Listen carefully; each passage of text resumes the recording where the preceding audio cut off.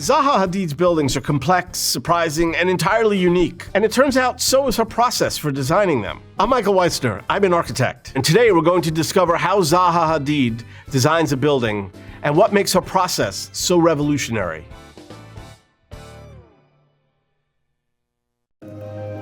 Zaha Hadid is famous for breathtaking designs that seem to defy logic, and sometimes even gravity. But while her buildings are undoubtedly eye-catching, unprecedented, and complex, it's not the buildings themselves that are the most revolutionary thing about her legacy. In fact, it was how she went about designing a building that changed the way we think about architecture. So let's talk about her design process, beginning with the project that inspired her to rethink what was possible. This is called Malevich's Tectonic, and Zaha Hadid painted it as part of her fourth-year thesis at the Architectural Association in London. Her teachers at the time, Rem Koolhaas and Ilya Zengelis, challenged their students to use the revolutionary painter Malevich's work as the basis for a project proposal. The assignment would profoundly change Zaha and the way she thought about architecture. To understand why, let's back up and talk about what made Malevich revolutionary as a painter. Broadly speaking, there are two types of art: objective and non-objective. Objective art is representational. A chair looks like a chair, a flower looks like a flower. It is showing us recognizable things in a recognizable way. Even cubism falls into this category. A distorted face still reads as a face. It never becomes truly abstract. Non-objective art, by contrast, is not representational at all.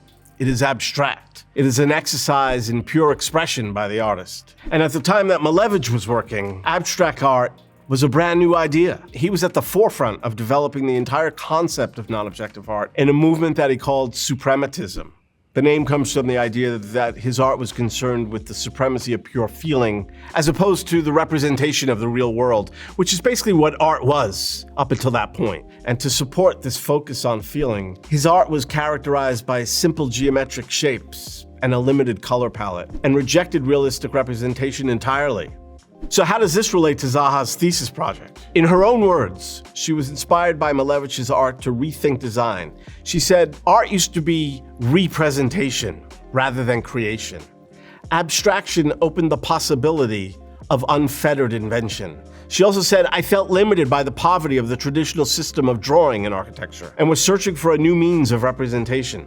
So she began to experiment with abstraction inspired by Malevich's art. So Malevich created these sculptural objects he called architectons, which were essentially these 3D objects that took his ideas of shapes that he used in his paintings and turned them into a 3D piece. The assignment that Koolhaas and Zengelis gave their students was to use this architecton as the basis for a design for a real-world building. So let's look at this painting that she has created. So this painting is intended to read as a presentation of a hotel and apartment complex built across Hungerford Bridge in London.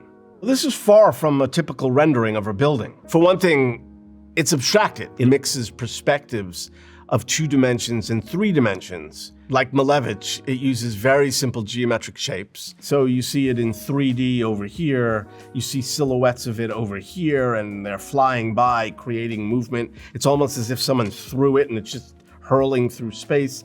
And my favorite part of this is she takes all these pieces, which sort of is exactly what Malevich was doing. So if we look at Malevich's suprematist composition, 1915, what you see in this painting are these 3 very strong black shapes floating on essentially a blank white background. And then under that are these floating array of red rectangles, lines, and squares. And you could see how those shapes here become these shapes here, and these shapes become the architecton. And then she's taking that one step further, and according to her assignment, is taking that architecton and is turning it into a building. Zaha Hadid has spoken of how this project opened up new ways of thinking for her. But this was only the beginning for Zaha, who would continue to explore this process throughout her career. One of the first projects that she became known for was her winning entry for The Peak, an architectural competition for a private club at the top of a mountain in Kowloon, Hong Kong. So this is a painting she composed for part of her award-winning entry into this competition. And what I love about this painting is that she shows the whole city, and then the mountain, and buildings off in the distance. And then at the very top, there's her project, the peak, near the peak of this mountain. So essentially what she's showing is not only her project in relation to the rest of the city, which is very much like the Malevich idea of showing the shapes in relation to one another, but she's also showing that her idea for the building grows out of the mountain. It almost looks like it's part of the mountain. And these are some of the paintings and drawings she did as part of the design process. So I love these drawings because they're half plan, half painting, and they almost have a feel of Arabic script writing as part of them. Quite often she would begin the idea for a project with these calligraphic drawings, these sort of pieces of calligraphy and form, and then she would move from there into painting to further refine the idea, and it would evolve eventually into a building. So this project was never built, but she used a lot of these ideas in later projects. And you could see how those sketches we were just looking at before evolve into the building. So looking at this, you could see ideas that Malevich had here. But unlike Malevich, whose forms never really overlapped, this is more reminiscent of El Lissitzky, who was Malevich's protege in a lot of ways. For El Lissitzky, the idea of expressing personal emotions through art was not enough. So he aligned himself with a movement known as constructivism, which was based in Russia and founded by Vladimir Tatlin and Alexander Rodchenko. While suprematism viewed art as a spiritual and emotional experience, constructivism saw it as a tool for social progress. El Lissitzky even wrote a children's book called About Two Squares, which used the artistic language of suprematism to question the societal order of the day, and which is still considered an important work in graphic design. Constructivism took the floating compositions of Malevich and joined the geometric shapes together in a way that could be used as a basis for functional design. This meant that the art of the constructivist movement could have practical applications in architecture. But the concept he explored that would prove most influential to Zaha Hadid was the idea of the fourth dimension. Einstein at this time was a great inspiration for many, and he had been exploring the idea of the fourth dimension. Essentially, if one dimension is a line, and 2 dimensions is a plane, and 3 dimensions is a cube, then the fourth dimension adds the element of time. And essentially, architecture always has had the element of time embedded in it because we move through it. Once there's movement, there's time. In his most famous works, Prounds, which is an acronym for Project for the Affirmation of the New in Russian, El Lissitzky wanted to create a visual illusion that would transcend the flat surface, attempting to imply this unseen dimension of time that was beyond human perception. To achieve this, he used several artistic techniques, which later also appear in the designs of Zaha Hadid: floating geometric forms, multiple vanishing points, dynamic perspectives, and overlapping planes, which at times appear to defy gravity. You can see this idea of the fourth dimension beginning to come into play in Zaha's architecture with the Maxi Museum in Rome. So this is the Maxi Museum. You could see from this overhead that idea of calligraphy is still very much present in the design of this project. These forms almost feel like some form of writing. So when you compare this to her original sketches for the museum, which you see here, you get the idea of this sort of movement, which she then intends for people to move through her museum. But to really get a sense of the movement of her buildings, you need to look at them from the interior. So this is a view inside the Maxi Museum.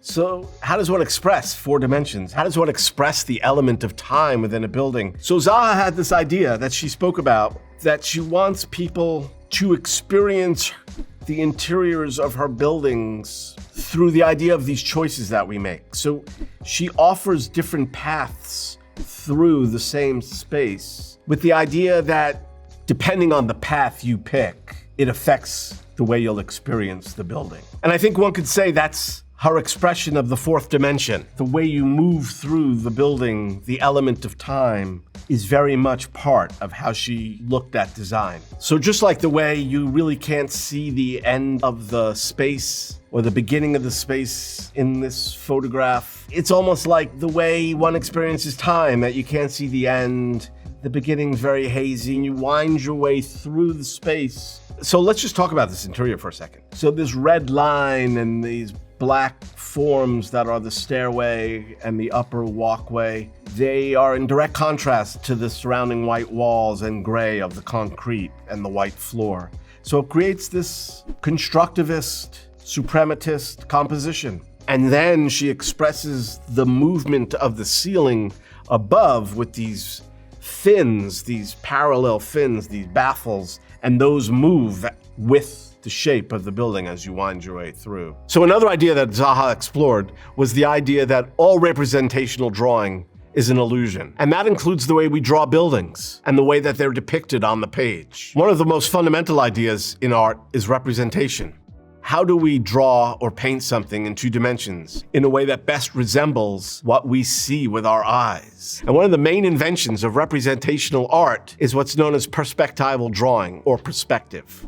Ancient civilizations like the Greeks and Romans used rudimentary techniques to create depth in their art. However, it was during the Italian Renaissance in the 15th century that linear perspective was formally developed and codified. Filippo Brunelleschi, an architect, is credited with pioneering the mathematical principles of perspective. His methods were then refined later by artists like Leon Battista Alberti, who wrote De Pictura in 1435, a treatise outlining the rules of perspective in art.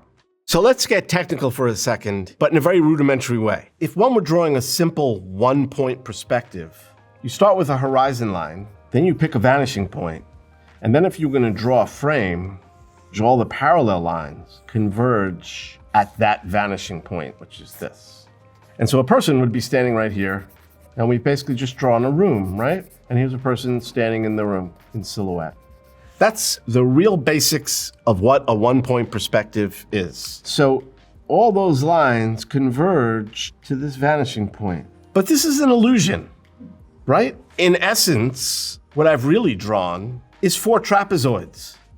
And here's one of them. It's actually a shape. It appears like it's going off into space, but it's not, because it's on the page. So it's an illusion, what we've drawn. It creates the illusion of depth. Then there's 2-point perspective. 2-point perspective takes that same idea with a horizon line, but it introduces 2 vanishing points.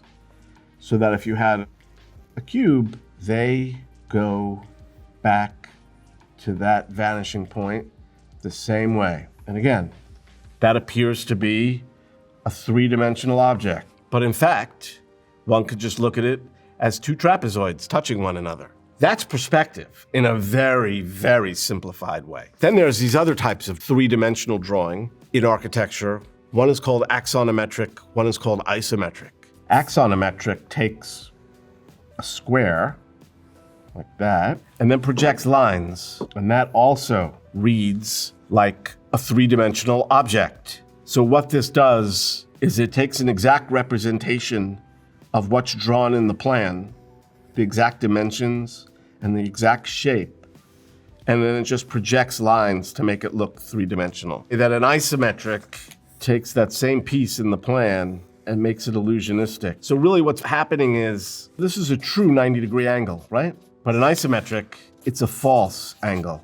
This is actually drawn at 120 degrees and 30 degrees. But in our mind, we read this as a 90-degree angle. So the axonometric drawing takes the actual 90-degree shape and then projects. The isometric adds illusion to that top plane. So the top square looks as if it's been rotated, but we still read it as a square. In fact, we read all 3 sides as a square to make this cube. But in reality, it's just a hexagon divided into 3 rhombuses. It's an illusion.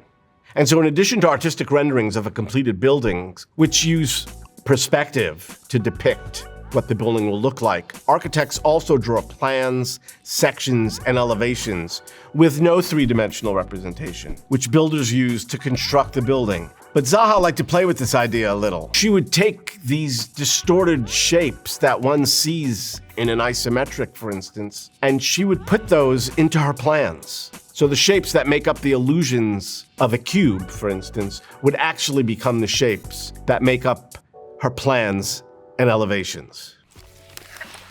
And a good example of this are the plans she devised for the BMW Center in Germany. This is the floor plan of the building. This is actually what the builders will build from. But at the same time, what Zaha has done, which I find to be really clever and cheeky at the same time is she's injected the illusion of 3D into the two-dimensional drawing. So this appears to be a square that we're looking at as a three-dimensional object, but it's not. It's just a rhombus. So she's taken that shape, which is a rhombus, and she's using it as the shape of a room here in this plan. So if we spin the plan around, we can draw this same exact piece that we just were looking at before. So right there, that's an example of what she was depicting in her plan, which is a radical idea. So in effect, she's taking an illusion and making it real. And so when you're in it, it feels distorted because these walls are not at right angles to each other. She's injecting this three-dimensional illusion into this two-dimensional drawing, and then it becomes a three-dimensional space. So another example of how she plays with distortion is at her first built project, which is the Vitra fire station in Germany.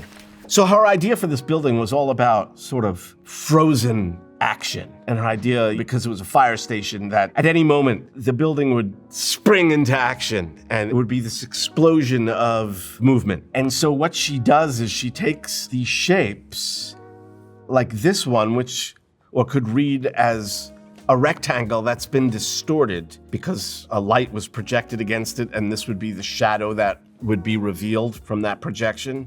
And then she builds that shape. And all the walls and everything in this building, very few things are actually at right angles. The walls are canted, the canopy is slanting up, the edge of the wall is cut at a slant. And again, all to reinforce this idea of an explosion of movement. But when one looks at these shapes from a different point of view, like you do here, all of a sudden it's completely different. This is such a great contrast because this shape is this shape. It's the same exact canopy. So it's really this brilliant sort of play on shape and form that was, up until this point, not really explored. And she created this whole idea through the idea of drawing and painting and creating these different ways of looking at buildings and designing them. So by combining an artistic sensibility to representation and an abstraction of the design process itself, Zaha was able to make some of the world's most unique and breathtaking buildings, of which we've only looked at very, very few. So I love the way that she combined this idea of art and architecture and created something completely different and something completely new. And she did an amazing amount of these fantastic paintings in her earlier years that are really great works of art. She passed away way too soon in 2016. But she set herself apart as an artist and an architect that truly believed in the power of design to create spaces which could improve the lives and experiences of anyone who came in contact with them. So what's your favorite Zaha Hadid building? Let us know in the comments below.